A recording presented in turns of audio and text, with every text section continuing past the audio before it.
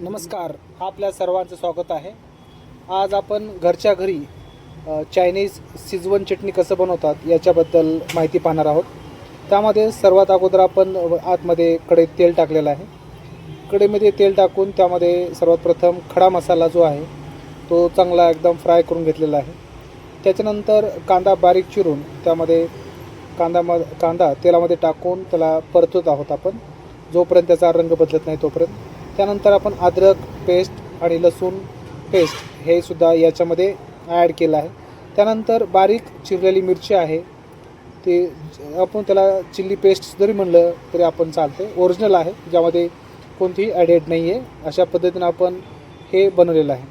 आता याला खाली न लागू देता बराच वेळ आपल्याला काय करायचं आहे तर त्याला हलवत राहायचे आहे, जेणेकरून ते एकदम ब्राऊन होईल। आणि ब्राऊन एकजीव झाल्यानंतर थोडं याच्यामध्ये आपल्याला टाकायचं आहे काश्मीरी मिरची, ज्याला आपण बेडगी मिरची असं म्हणतो।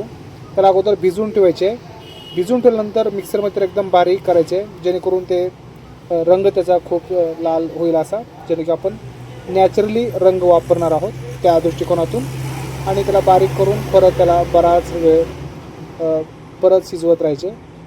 एक हायजेनिक त्याचं स्वरूप आलं पाहिजे, कारण आपल्या कुटुंबातील सर्व सदस्यांना त्याचा स्वाद घेता आला पाहिजे, या दृष्टिकोनातून आपण ही चटणी इथं बनवत आहोत।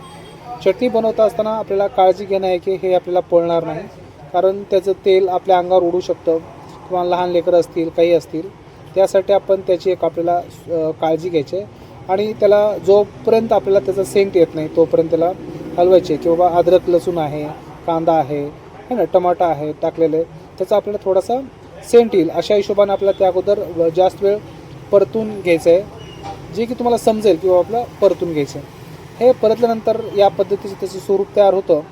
आणि असे स्वरूप तयार झाल्यानंतर याच्यामध्ये परत आपल्याला ॲड करायचे आहेत काय, तर यासाठी आपल्याला काय करायचं आहे, आपण ग्रीन चिली सॉस आणि रेड चिली सॉस एकत्रित डब्यात काढलेला आहे आणि ते आपण टाकलेलं आहे, समप्रमाणामध्ये आतमध्ये ओतलेलं आहे।